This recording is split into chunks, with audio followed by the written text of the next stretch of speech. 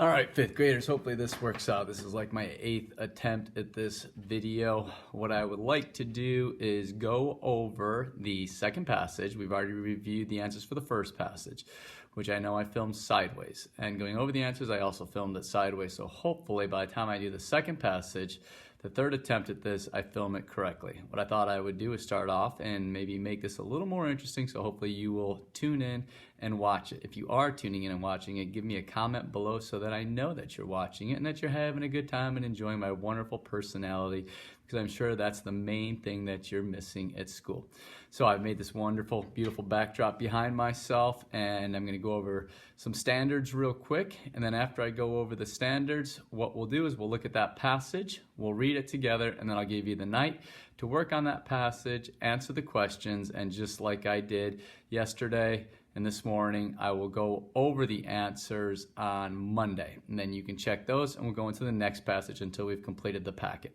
If you don't have the packet, please pick it up from 11 to 1 at our cafeteria Monday through Friday. Just do the drive-through, you get lunch and a breakfast, I believe, also as you pick them up, and then you'll have that at home. So enjoy my wonderful personality, and now we're going to look at the standards that we're going to be focusing on, and then we'll get into that passage real quick. All right, as you can see, I'm not lying to you. Still missing you wonderful children. You're not here, and I miss you. So again, here are our standards. We are focusing on determining a theme from a story or drama for details in the text, including how characters in a story or drama respond to challenges.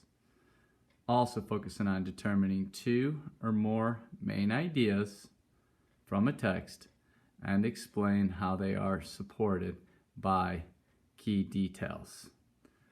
I can use specific details to determine the theme of and summarize a text. And our essential question, how do details help to summarize and determine the theme of a text? Now we're going to take a journey over here to our new packet, and hopefully I can hold this nice and steady and get it close enough so you can see it and it's not super blurry. As I can tell, it's already a little blurry, but I'm going to try and get as close as I can, so hopefully it won't be too bad. Anyway, if you have the packet in your hands, you can just listen. You don't even have to try and read along. Just listen to me as I read it and follow along closely in your own packet. The second passage is titled Colonization and Revolutionary War. Introduction to the Revolutionary War. As the colonies took root, they grew used to mostly governing themselves. Great Britain decided it wanted more control. It began to force new taxes on the colonists. They wanted to raise money from the goods they were shipping to the colonies. In 1764, the British Parliament passed the Sugar Act to raise the tax on sugar. The next year, the British Parliament passed the Stamp Act. Colonists now had to pay taxes for newspapers, marriage licenses, and all other legal documents. Many colonists were angered by these taxes. They hadn't agreed to them, and they felt they were illegal and unfair. Each new tax led to a bigger protest on the part of these colonists. Besides taxes, many colonists were also unhappy about some of the rules the British were forcing on them. In 1765, the British Parliament passed the Quartering Act. The act stated that colonists had to agree to give British troops food and let them stay in their home. Colonists who were unhappy with how the British were treating them decided to fight back peacefully. In 1765, the Stamp Act Congress met in New York. The Congress was made up of representatives from many colonies. The representatives agreed to boycott British goods until the Stamp Act was repealed. That same year, the Sons of Liberty, a secret organization of colonists in favor of liberty, was formed. Tensions grew between the colonists and the British. In 1770, tensions erupted with the Boston Massacre. British troops thought they were under attack when colonists in Boston started throwing snowballs at them. They panicked. One soldier started firing his gun.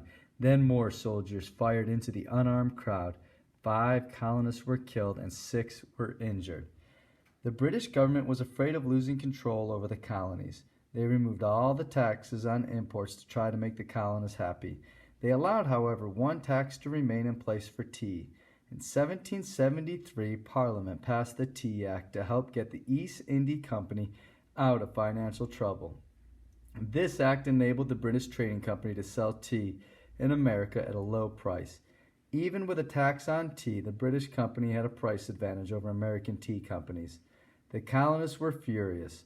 They feared East India's tea would put American tea companies out of business in Boston.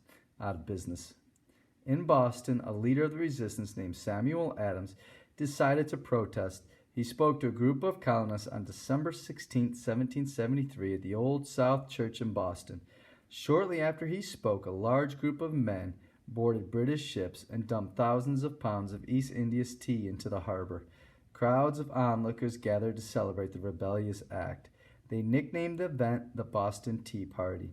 The British responded quickly and harshly. In 1774, they passed several measures known as the Intolerable Acts.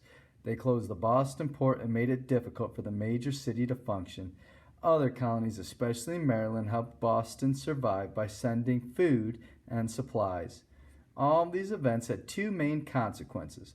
First, they made the colonists resent Britain. Britain's government seemed far away and out of touch with the colonists' needs. Many colonists began to think about ruling themselves. Second, they helped unite the colonists. The colonists had come to the New World with very different backgrounds and lifestyles. They were sprawled all over the east coast of this big continent. But Britain's acts gave them a single purpose and a common cause: justice and liberty. In September 1774, the first meeting of the First Continental Congress took place. Representatives from 12 of the American colonies met to discuss how they would unite and defend their rights as men. Within months, the Revolutionary War would begin. Less than 2 years later, on July 4, 1776, America would declare its independence. Now, after you read, I want you to go into the questions. Also, I'm going to be looking for highlighting. So find these answers, highlight them, which is essentially proving them in your passages. And, sorry, I grabbed one extra page. We can make mistakes when we're on computers. And since we don't have a great big movie studio, there'll be no editing here. All right. Finish all the way to question number 8. Unfamiliar words, and I will go over these answers tomorrow.